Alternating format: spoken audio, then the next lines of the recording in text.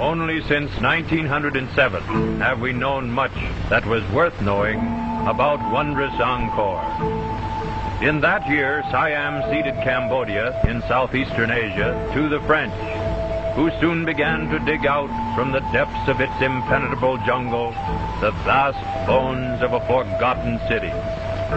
They found enthroned here, rising in a steady, masterful sweep, the 5 lofty towers of Angkor Wat.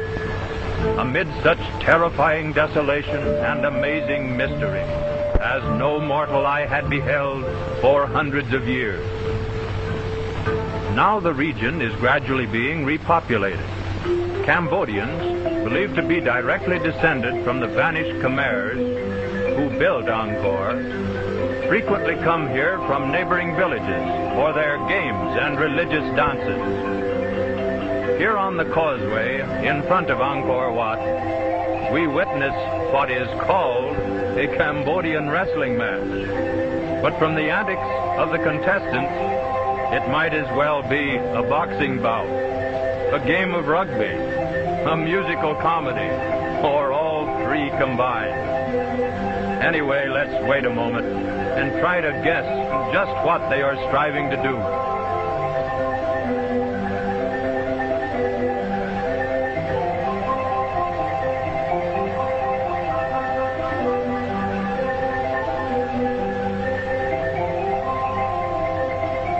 Angkor Wat, when constructed in the 12th century, was dedicated to Vishnu, a Hindu deity.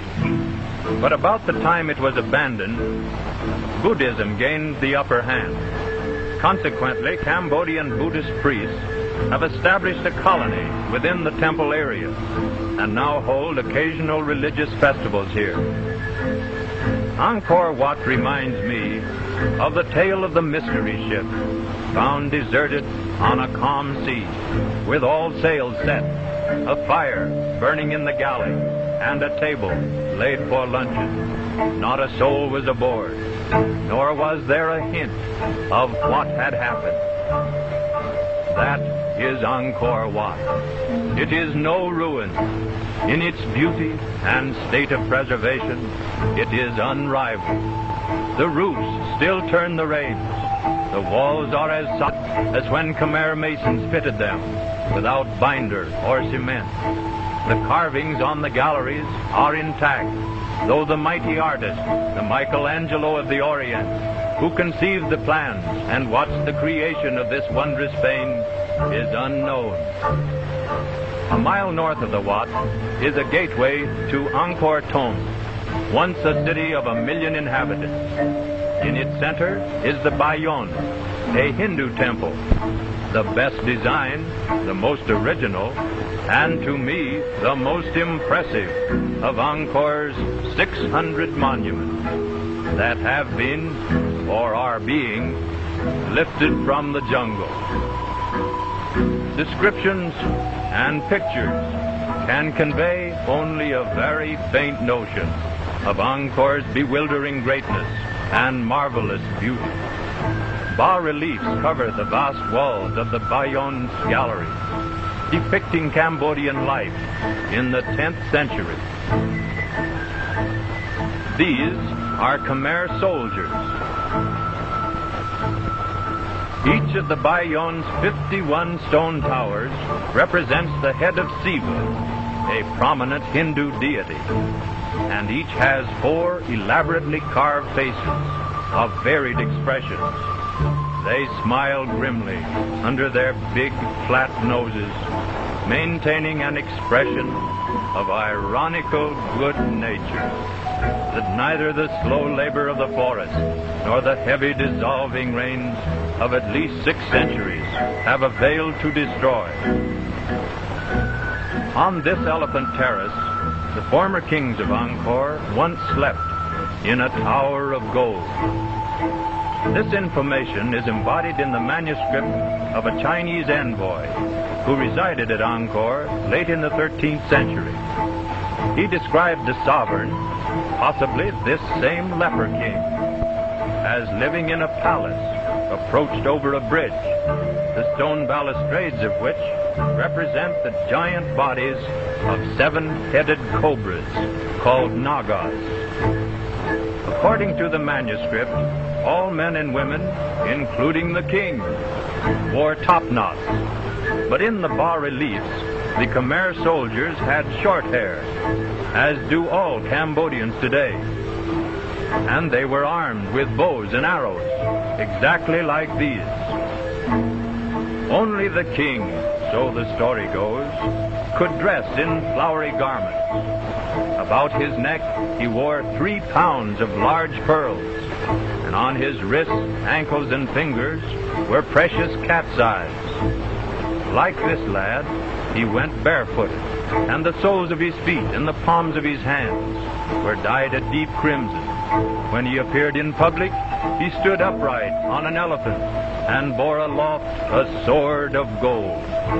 Indeed, his was a rich and powerful state. But that mighty nation, its people, and its capital vanished from the face of the earth at the beginning of the 15th century. These ruins, so recently extricated from the savage embrace of the jungle, frequently reveal signs of an orgy of pillage. But by whom? Why was this most magnificent of cities utterly abandoned by victors and vanquished and left to the jungle and its denizens? No one knows.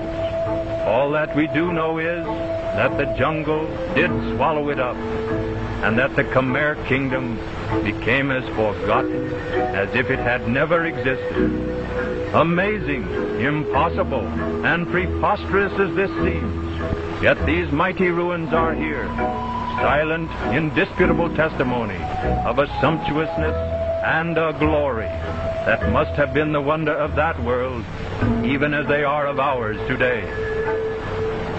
Let us return, as everyone does, to the causeway in front of Angkor Wat. We have heard of its ghost and can scarcely believe our eyes. Girls in incredible costumes, with brazen minarets on their heads, enter through the temple gates, looking for all the world like a dancing troupe that has just stepped out of a sculpture piece in one of the temple galleries. Only the tinkling bodies seem real. The girls are like animated wraiths, reenacting the ancient legends of the Khmers. Their dance is a series of postures. Their march step is closely patterned after the gait of an elephant. Observe how these mites of humanity are able to simulate the ponderous caution of the elephant, the slow motion of his stride, quick shift of his weight. But their chief skill is in their hand movements, fingers curving back from the palm until they almost touch the wrist. And here is another frieze, please. But seriously, it seems but a